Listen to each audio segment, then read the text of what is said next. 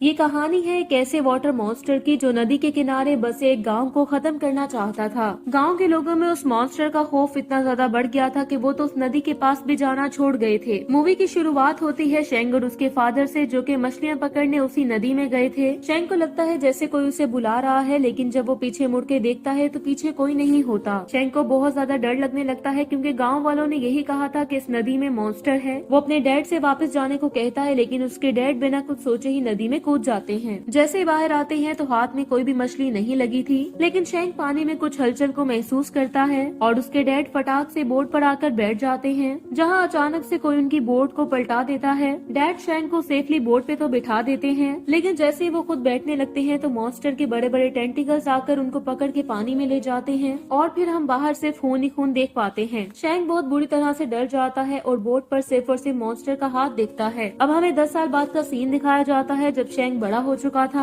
जो गांव वालों के साथ उसी गांव में रहा करता था। वही मैगन नाम का एक आदमी रहता था, जो उस मॉन्स्टर के इतिहास के बारे में सब गांव वालों को बताया करता था। वही हारी और उसके फादर को भी दिखाया जाता है। हारी शेंग की बचपन की क्रश है, जिसे गाँव के बहुत से लड़के पसंद करते हैं। हारी के फादर बहुत ही ज्यादा स्ट्रिक्ट है, जिस वजह से शेंग हारी को अपने दिल की बात नहीं बता पाता था। एक दिन उन्हें न्यूज मिलती है कि नदी के किनारे एक लाश मिली है। जैसे गाँव वाले उन्हें देखने जाते हैं तो बहुत हैरान हो जाते हैं, क्योंकि लाश का सर गायब था। सब लोग उसे देखकर काफी ज्यादा डर रहे होते हैं। मास्टर मेगन कहते हैं कि पानी का देवता वापस आ चुका है, जो कि अब किसी को जिंदा नहीं छोड़ेगा। गांव के मुखिया के सोल्यूशन मांगने पर वो बताता है कि अगर हम इस पानी के देवता को शांत करना चाहते हैं तो हमें इसके लिए बलि चढ़ानी पड़ेगी। हारी के डैड कहते हैं कि वो कोई देवता नहीं है, बल्कि पानी का आदमखोर जानवर है, जो कि धीरे धीरे सबको मार रहा है। शेंग भी वहाँ पर उनकी सारी बातें सुन रहा था, और जैसे वो वहाँ से जाने लगता है तो वो हारी के छोटे भाई को देखता है, जो कि नदी के किनारे खेल रहा होता है। वो उसे वार्न करते हुए वहाँ से घर जाने के लिए बोलता है और हारी से कहता है कि नदी के किनारे ना जाना, वहाँ बिल्कुल भी सेफ नहीं है। शाम होते ही गांव वाले अपनी अपनी मशालें लेकर हारी के भाई को ढूंढ रहे होते हैं, क्योंकि वो गांव से गायब हो चुका था।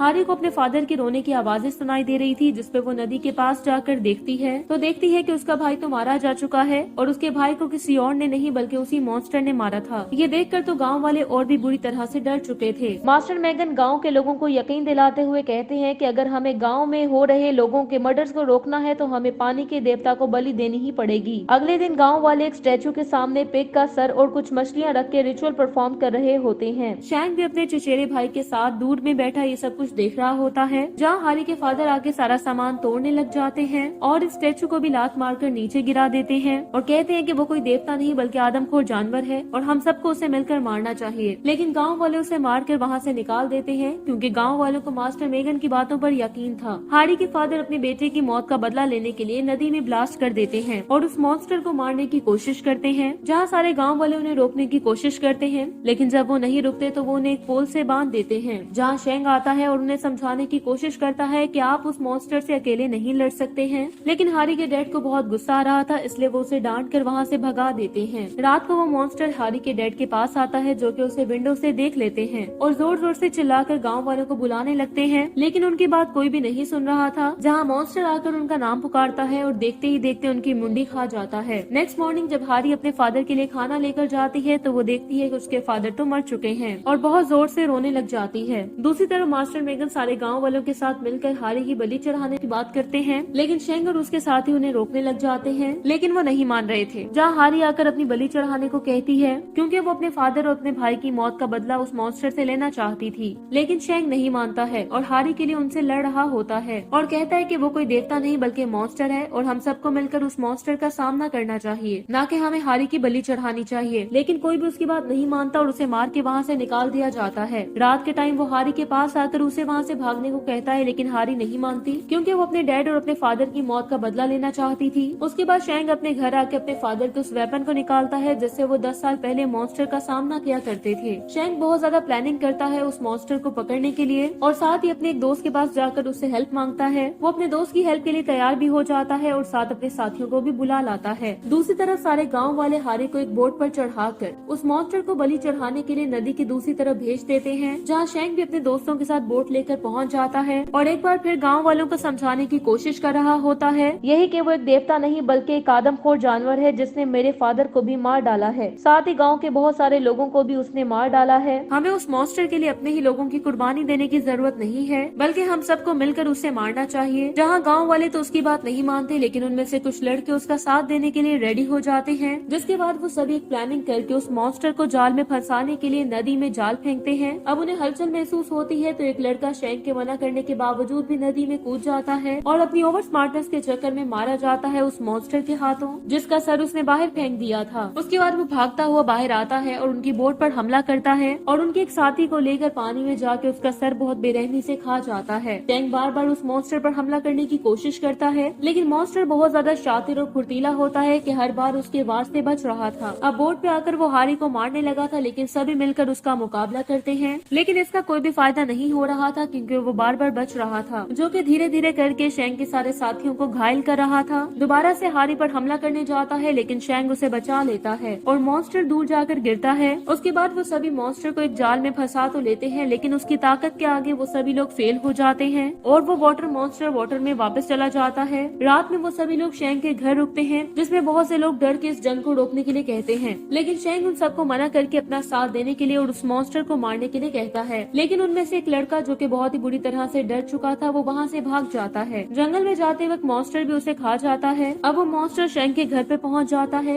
जहाँ वो किसी पर हमला करता है, लेकिन वो एक इंसान नहीं बल्कि पुतला होता है, जिससे वो मॉन्स्टर उनके जाल में फंस जाता है और धीरे धीरे करके शैंक सारी खिड़कियाँ बंद करवा देता है और उसके सारे साथी मिलकर मॉन्स्टर पर धीरे धीरे हमला करने लगते हैं। लेकिन मॉन्स्टर बहुत ही फुर्ती के साथ अपनी जान बचा लेता है, लेकिन शैंक और उसके साथी हार नहीं मान रहे होते और लगातार उस पर वार कर रहे होते हैं और वो धीरे धीरे करके सबको घायल करने लग जाता है। लास्ट में वो शैंक को भी मारने वाला होता है, लेकिन शैंक बहुत अक्लमंदी के साथ उसे बेसमेंट वाले जाल में फंसा कर बच निकलता है और साथ ही बोलता है कि मैंने इस पल का इंतजार 10 सालों से किया है। मॉन्स्टर को जाल में पकड़कर सारे गांव वालों के सामने उसे लेकर जाता है और उन्हें बोलता है कि ये कोई देवता नहीं बल्कि आदमखोर राक्षस है, जिससे उन सब लोगों को शैंक की बातों पर यकीन हो गया था। लेकिन मास्टर मैगन फिर भी नहीं मानता और कहता है कि शैंक ने जो हरकत की है पानी का देवता अब उसे माफ नहीं करेगा और उसके साथ साथ हम सभी को भी मार डालेगा। लेकिन गाँव वाले अब मास्टर मैगन की बातों को सीरियस नहीं लेते क्योंकि शैंक उनके सामने हीरो बन चुका था और उसकी बात मानते हैं। गाँव का मुखिया कहता है कि इस मॉन्स्टर के साथ क्या करना है इसका फैसला हम सुबह करेंगे। सब बेफिक्र होकर जश्न मनाने लग जाते हैं और शैंक फाइनली अपने दिल की बात बताते हुए हारी को प्रपोज कर देता है। हारी भी बहुत खुश हो जाती है क्योंकि वो भी बचपन से शैंक को बहुत ज्यादा पसंद करती थी। दोनों हमेशा साथ रहने का फैसला करते हैं। वहीं मास्टर मैगन मॉन्स्टर के पिंजरे के बाहर ही बैठे बैठे सो जाता है और जैसे ही वो उठकर देखता है तो मॉन्स्टर तो वहाँ से गायब था, जो कि अचानक से उसके पास आता है और उसे बीच से 2 टुकड़ों में फाड़ के फेंक देता है। उसके बाद वो गाँव में जाता है जहाँ बहुत सारे लोग ड्रिंक करके पड़े हुए थे।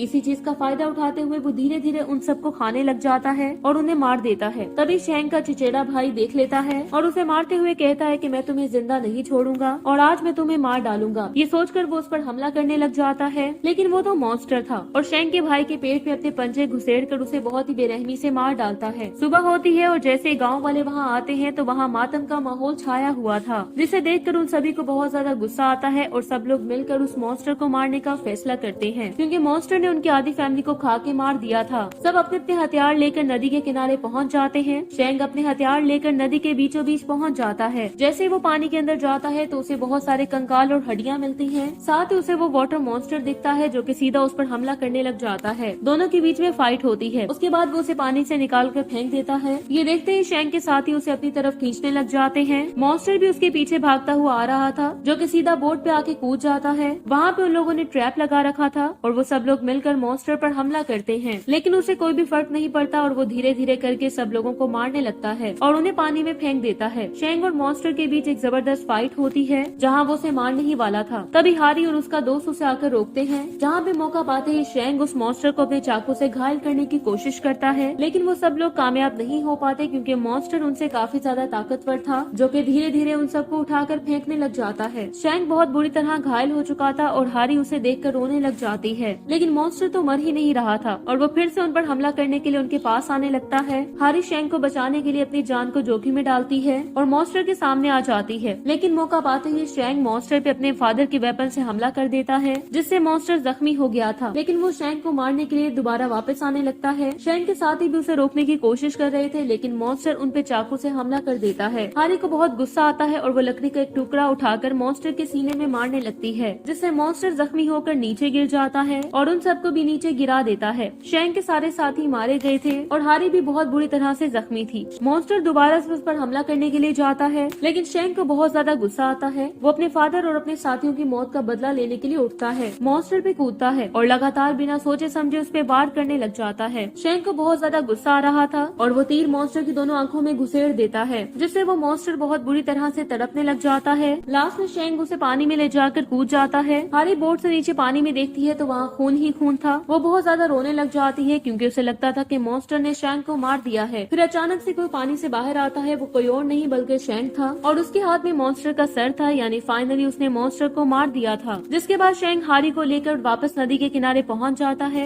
जहाँ पे बचे हुए गाँव वाले उसका वेट कर रहे थे, जहाँ पे सभी मॉन्स्टर को मरा हुआ देखते हैं और बहुत ही खुश होने लग जाते हैं। इसी के साथ ही मूवी एंड हो जाती है। Thank you so much for watching.